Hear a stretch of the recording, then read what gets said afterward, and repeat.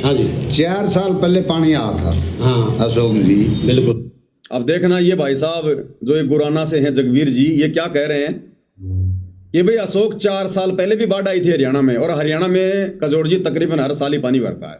अब की बार थोड़ा ज़्यादा भर गया। तो ये जगवीर जी जो गुराना से हैं ये कह रहे हैं कि 4 साल पहले मेरे गांव में बाढ़ आई थी, मतलब हरियाणा में पानी भरा था। और ये तो कोई भगवान नहीं है ना जगवीर, तो ये तो कोई महापुरुष भी नहीं है, कोई भगवान भी नहीं है, कोई दानवीर भी नहीं है। और ये व्यक्ति कह रहा कि मैंने मेरा ट्रैक्टर फ्री में लगा दिया था, और कहीं 8 इंच की लाइन पाइप की, कहीं 7 इंच की लाइन पाइप की इस भाई ने अपनी तरफ से पानी निकालने के लिए गांव वालों को दी, और अपना ट्रैक्टर इन्होंने फ्री कर दिया।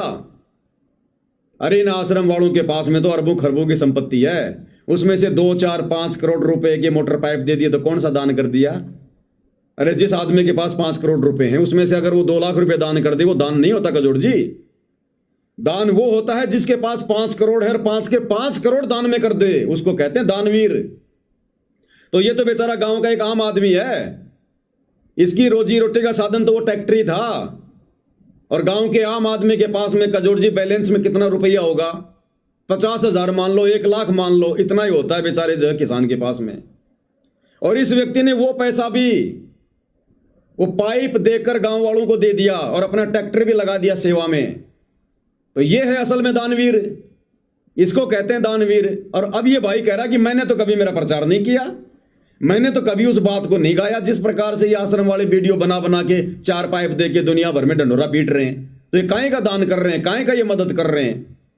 ये तो ढंडोरा पीट रहे हैं, ये तो अपनी पब्लिसिटी करवा रहे हैं। जगह जगह मान सम्मान के कार्यक्रम, गांव वालों को पैसे दे के, टेंट के, खाने के, स्टेज के, मालाओं के, खुद ही आश्रम गांव वालों को पैसे दे दे के महाराज जी का सम्मान करवा रहे हैं। आगे देखना भाई के विचार। तो ये भाई जो गांव का साधारण सा आदमी है और इसने अपनी हैसियत से बाहर दान किया है, मदद की है, और कह रहा है कि मैंने तो कभी नहीं पिटा ये ढंडोरा। तो संतों को, भक्तों को शिक्षा लेनी चाहिए इन जगत वालों से। हालांकि जगत वालों को भक्तों से शिक्षा लेनी चाहिए, लेकिन भगत तो बिल्कुल अपनी गर्दन अपने घुटनों में दे चुके हैं। संत रामपाल जी के भक्तों का ज्ञान आधार से तो कोपड़ा खराब हो चुका है। तो कम से कम इन जगत वालों से शिक्षा ले लो भाई भक्तों, क्यों अपने गुरु जी की बदनामी करवा रहे हो? क्या कह रहा है आपके व्यक्तिगत विचार? जी मेरे व्यक्तिगत विचार हैं, इतना वो ठीक नहीं है जी। हाँ जी। 4 साल पहले पानी आया था। हाँ अशोक जी बिल्कुल। उस टाइम मैं एक छोटा जमींदार हूँ गांव का। हाँ। सबसे छोटा जमींदार। नहीं छोटा नहीं, बड़ा जमींदार है। हाँ। हाँ। 10 इंच की लाइन तो मैंने डाटा से गुराना तक गांव को दे दी थी, पानी उतारो भाई। अच्छा। 8 इंच की लाइन मैंने गांव की नहर से बरवाड़ तक दे दी थी। हाँ। साथ में एक ट्रैक्टर दे दिया था जी 65-22। 2 महीने उस ट्रैक्टर ने पानी तारा है। मैंने आज लग किसी गांव का आगे कहा, मैंने लाइन दी, पाइप दी, एक ट्रैक्टर दिया नहीं। ये अपने आप में संत बन रहा है, मसूरी बनाता फिरता है। एक जमींदार ने गांव की 4 लाइन दे दी। अच्छा। 300 किलो के पाइप दे दी। गांव को पता है? जमींदार ने, गांव को पता है, दोनों सब पूरे गांव को पता है। और है साथ में ट्रैक्टर दे दिया। अच्छा। खेत के पड़ोसी अड़ोसी अफसर नहीं बहसने लग गए, मैं मेरा ट्रैक्टर इतने घंटे चलाऊंगा, मैं मेरा इतने चलाऊंगा। प्रदीप मांगेगा मेरे पास, आप भाई साहब ट्रैक्टर दे दे, मेरे पास सर है न्यू जिदन लग रहे पड़ोसी रिया। मैं भाई क्यों जो इस ट्रैक्टर ने ऑर्डर रखो, पानी नहीं उतरता। अच्छा। मेरा ट्रैक्टर वहां से लिया, क्या गिनती कर रहे हैं? अच्छा बताओ कजोड़ जी, जगत वाला व्यक्ति संत रामपाल जी के भक्तों को शिक्षा दे रहा, डूब के मरने की बात है उन भक्तों के लिए। ये छोटा सा जमींदार व्यक्ति, इसने अपनी हैसियत से बाहर निकल कर लोगों की मदद की। ये कह रहा कि मैंने तो नहीं गिनाया भाई, जिस प्रकार से संत जी के भगत ढिंडोरा पीट रहे हैं। तो कजोड़ जी पहली बात तो संत रामपाल जी के मार्ग में इस प्रकार से लोगों की मदद करने का प्रावधान नहीं है, क्योंकि संत जी के मार्ग में मदद ऑटोमेटिक होती है। कैसे? जब हम संत रामपाल जी से उपदेश ले लेंगे और उनके द्वारा बताई गई भक्ति मर्यादाओं में रहकर करेंगे, तो कजोड़ जी दुनिया डूब जाएगी। भगत का ना खेत डूबेगा, ना भगत का मकान डूबेगा। और डूब गया तो अपने भगत को भगवान भूखा नहीं मरने देगा, किसी के आगे भिखारी बनाकर हाथ नहीं फैलाने देगा, अन्यथा फिर भगवान की भक्ति को लाज है। और सतगुरु कहते हैं कि जय हमरा भगत पछोड़ी होई, तो हमरा नाम ना लेवे कोई। जब मेरा भक्ता पर आपत्ति आ गई तो मेरा नाम कौन लेगा फिर संसार में? तो संत जी अपनी भक्ति देकर और भक्ति की शक्ति से फिर भगत के कार्य सिद्ध करते हैं।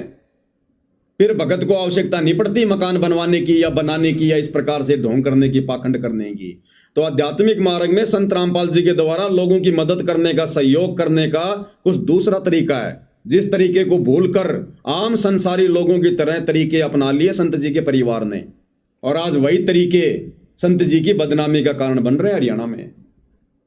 तो मान लो अगर इन लोगों ने, आश्रम वालों ने संत जी की भक्ति मर्यादा तोड़कर अगर इन्होंने लोगों की मदद भी कर दी, मोटर भी दे दिए, पाइप भी दे दिए, तो कजोड़ जी ये इतना ढिंढोरा क्यों पीटते हैं? ये इतनी पब्लिसिटी की भूख क्यों है इनको? अब उसी पब्लिसिटी के कारण देख लो गांव गुराना में झगड़ा हो गया। इन्होंने वहां जाकर जयकारा लगाए, संत रामपाल जी भगवान की जय, भगवान की जय। अरे जगत वालों को तो भगवान का तब पता चलेगा जब वो सत्संग सुनेंगे। वो कैसे भगवान स्वीकार कर लेंगे? नहीं कर सकते भाई, ये तो कॉमन सेंस की बात है। हमने कौन सा आसानी से संत रामपाल जी को भगवान स्वीकार कर लिया था? और ये आश्रम वाले तो आज भी नहीं करते संत रामपाल जी को भगवान स्वीकार। ये आश्रम वाले भी दाढ़ी मूंछ वाली उस कबीर जी के नकली फोटो को भगवान मानते हैं। अन्यथा पूछो इन लोगों से, अगर सतगुरु रामपाल जी भगवान है तुम्हारे लिए, तो जून के महीने में इन सतलोक आश्रमों में दाढ़ी मूंछ वाली कबीर जी की नकली फोटो को भगवान मानकर उनका प्रकट दिवस क्यों मना रहे हो? अगर भगवान संत रामपाल जी है तो संत रामपाल जी का प्रकट दिवस मनाओ ना, उनका तो तुम जन्मदिन मना रहे हो। तो ये आश्रम वाले खुद ही नहीं मान रहे भगवान, दूसरे इनकी बातों को कहां से स्वीकार करेंगे? इनके वचनों में वो शक्ति कहां से आएगी जब ये खुद ही संत रामपाल जी को भगवान के रूप में स्वीकार नहीं कर रहे हैं? तो दूसरा, इन्होंने उस गांव में जाकर जयकारे लगाए, गांव गुराना में संत रामपाल जी भगवान की जय। गांव के कुछ व्यक्तियों को ऑब्जेक्शन हो गया, स्वाभाविक है। उन्होंने कहा भाई तुम महाराज जी कह लो, गुरु जी कह लो, भगवान ना कहो। इन्होंने उल्टा और जोर से जयकारे लगाने शुरू कर दिए। आपस में दोनों पक्षों का झगड़ा हो गया। आश्रम वालों ने उनके सिर फोड़ दिए। अब कजोड़ जी बदनामी किसकी हुई? संत जी। और अंत में इन आश्रम वालों को गुपचुप में पंचायत में जाकर माफी मांगनी पड़ी, नाक रगड़ना पड़ा। और ये बात सार्वजनिक ना हो जाए कि सतलोक आश्रम वालों ने गुराना गांव वालों से माफी मांगी है। उन पंचायतों के ऊपर राजनीतिक दबाव बना दिया। उन पंचायतियों ने भी सार्वजनिक फैसला नहीं सुनाया, अपने अपने इंटरव्यू दे दिए कि हमने फैसला करवा दिया, समझौता करवा दिया। अरे किस आधार पे करवाया? दोषी कौन है, निर्दोष कौन है? माफी मांगी तो किसने मांगी? जरा बताओ ना, ताकि हमें भी पता चले। लेकिन कुछ नहीं बताया। तो इन सतलोक आश्रम वालों ने वहां जाकर माफी मांगी है। हो सकता है इन्होंने पैसे भी दिए हैं मामले को दबाने के लिए, और राजनीतिक दबाव बना दिया उन पंचायतियों के ऊपर। अब कजोड़ जी कॉमन सेंस की बात है। देखो दुनिया विचार नहीं करेगी इन बातों पर, हम भगत विचार करेंगे इन बातों पर।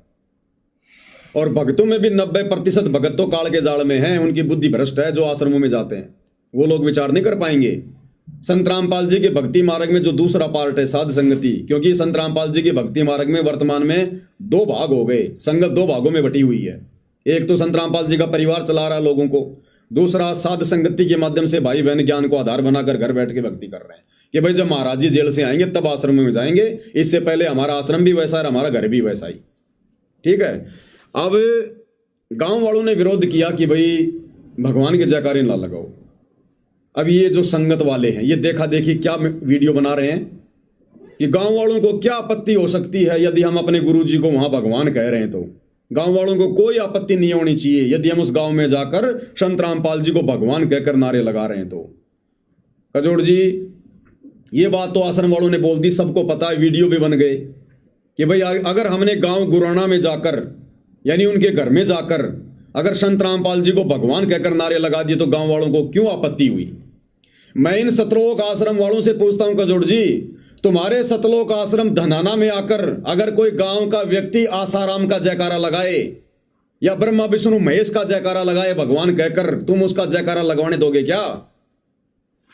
क्या ये सतलोक आश्रम वाले उस सतलोक आश्रम धनाना में आसाराम को भगवान कहकर यदि कोई आसाराम का भगत जयकारे लगा रहा है बार बार, तो क्या ये आश्रम वाले लगाने देंगे क्या? उसकी समाधि बना देंगे वही आश्रम वाले, समाधि, उसके हाथ पैर तोड़ देंगे। तो बताओ फिर गांव वाले कैसे स्वीकार करेंगे? क्योंकि गांव वालों को तो ज्ञान भी नहीं है और तुम्हें तो ज्ञान भी है, उसके बावजूद भी तुम अपने आश्रम में किसी और संत को यदि कोई भगवान कहकर नारे लगाएगा, आश्रम वाले सहन नहीं कर सकते। तो ये नादान संगत है, भेड़ चाल में चल रही है कजोड़ जी। जैसा इनको वीडियो बनाने के लिए बोल दिया जाता है, ये संगत वैसे ही वीडियो बना बना के वायरल करने लग जाती है। तुम्हें जब मानने असली कि तुम्हारे सतलोक आश्रम धनाना में आकर अगर कोई आसाराम का भगत अगर आसाराम के जयकारे लगा रहा है तो तुम उसको मना मत करो। फिर तो वहां तो कह देंगे भाई साहब क्या कर रहा है, कौन है आसाराम जी, क्या है आसाराम जी, काहे के भगवान है। तो ऐसा ही उन गांव वालों ने कह दिया, इन्होंने गांव वालों के सिर फोड़ दिए। तो काहे के भगत हैं ये, ना इनको ज्ञान है, ना इनको सामाजिक ज्ञान है, ना इनको समाज में उठने बैठने के तौर तरीकों का पता है।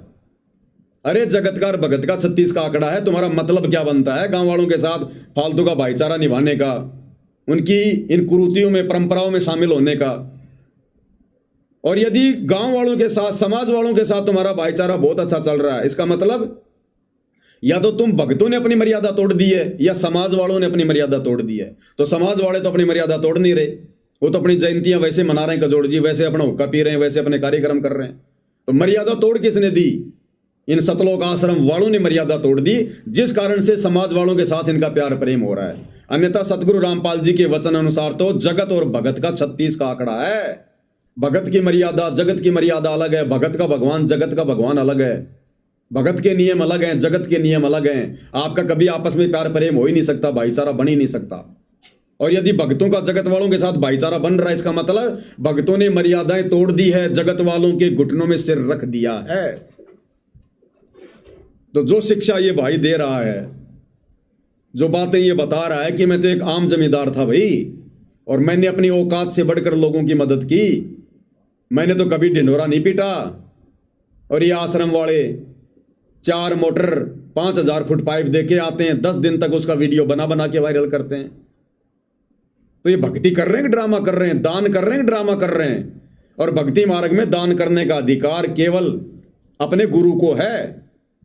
भगत केवल गुरु के हाथों में दान कर सकता है, भगत कभी भक्तों से लेकर आगे दान नहीं कर सकता, ये नियमों के विरुद्ध है। तो नादान संगत ने कजोड़ जी संगत सत्संग सुने नहीं है, देखा देखी में चल रही है, और इसका परिणाम भी संगत ने भोगना पड़ेगा आने वाले समय में। आगे क्या कुछ कह रहे हैं। दान देकर उसकी गणना करना उस दान का भी अपमान है, उस सिस्टम का भी अपमान है जी। देखा, दान देकर दान की प्रशंसा करना, दान की वाहवाही करना, कहते हैं उस दान का भी अपमान है और सिस्टम का भी अपमान है, यानी गुरु का भी अपमान है, गुरु का भी अपमान है, उस शतलोक आश्रम वाली उस कमेटी का भी अपमान है, और दान का भी दुरुपयोग हो गया। वो दिया लिया बराबर हो गया। दान करके अगर दान की आपने महिमा गा दी तो। और यही बातें सतगुरु रामपाल जी अपने सत्संगों में कहते हैं कि दान देकर जैतू ने कहा कि मैंने दिया, समझो तेरा लिया दिया हो गया, वो गया बाढ़ में तेरा दान सारा। तो बिल्कुल इनके सही विचार हैं। क्या कुछ कह रहे हैं। नहीं उतरता। अच्छा। मेरा ट्रैक्टर वहां से लिया, जी। क्या गिनती कर रहे हैं। अच्छा अच्छा। दान देकर उसकी गणना करना उस दान का भी अपमान है, उस सिस्टम का भी अपमान है। जी जी। अगर चलो ये महाराज जी हैं, रामपाल जी हैं, जो भी हैं, हाँ। पब्लिक देखेगी, इन्होंने पब्लिक के लिए भला करना है तो शिक्षा की ज्योति जगाइए। हाँ अच्छी बात है ये तो। हाँ, ये पाखंड क्यों फैलाने लग रहे हैं, जी। ये इतनी पूजा पाठ क्यों करवाने लग रहे हैं। भाई हर व्यक्ति को काम दिलाइए, काम दे दो, इकट्ठे हो और एक जगह चले जाओ जी, ये कौन सा तुक बनता है जी। मदद करना और उसके बारे में ये प्रचार करना मेरे हिसाब से तो गलत है। मदद कर दो, बहुत उसके बढ़िया। बाद ये आरोप प्रत्यारोप का अगर कोई बोलता है तो आरोप प्रत्यारोप का दौर शुरू हो जाता है। वो उधर से एक वो बहन जी हैं, क्या नाम है उनका, डॉक्टर सिकम, हाँ, वो लाइमलाइट में पहले भी रही है। जब किसानों का आंदोलन था ना, यही किसान थे जो आज बाढ़ से पीड़ित हैं। हाँ। इन्हीं के किसानी और कौम बचाने के लिए 13 महीने तक किसान वहां बैठे भी रहे हैं जी। और ये औरत थी शायद, वो उधर टोल है, खटखट टोल है जी। उस पर किसानों को, नौजवानों को, महिलाओं को मोटिवेट करने के लिए बहुत प्रचार किया, बड़ी मेहनत की है। वो उन्मान की तो थोड़ी सी है, लेकिन शायद किसानी के लिए बहुत कुछ उसने न्यौछावर किया, अपना घर भी न्यौछावर किया। एक आदमी, एक औरत घर से बाहर निकल कर आती है, उसको फर्जी और चोरी। हाँ चलो ये तो कुछ भी कह सकते हैं, भाई देखो ये बिना दिमाग के घोड़े हैं। क्या कह रहे हैं भाई साहब कि बाबा रामपाल के भगत बिना दिमाग के घोड़े हैं। ये बात कजोड़ जी हम पिछले 10 वर्षों से कह रहे हैं कि बाबा रामपाल जी की 90% संगत जो इन सतलोक आश्रमों में जाती है बिना दिमाग के घोड़े हैं। इनसे कुछ भी करवा लो, इन्होंने महाभारत की गांधारी की तरह आंखों पे काली पट्टी बांध रखी है कि हमने संत जी के वचनों पर नहीं चलना, संत जी की शिक्षाओं को आधार बनाकर नहीं चलना, संत जी का परिवार, उनके बेटा बेटी भाई बंधु रिश्तेदार, ये कोऑर्डिनेटर अगर हमें कुएं में कूदने के लिए कहेंगे हम कूदेंगे। तो ये बिना ज्ञान के घोड़े हैं, ये फ्री हैं, ये फ्री। और वही बात ये जगत वाले भाई कह रहे हैं क्योंकि देख रहे हैं ना इनके कारनामे आए दिन। अरे समाज विचार करता है, समाज के दिमाग में गोबर नहीं भरा, समाज हर पहलुओं पर विचार करता है, विमर्श करता है, सोचता है, तब अपने स्टेटमेंट देता है। और ये सारे के सारे काम बिना दिमाग के घोड़े वालों के किए ना आश्रम वालों ने।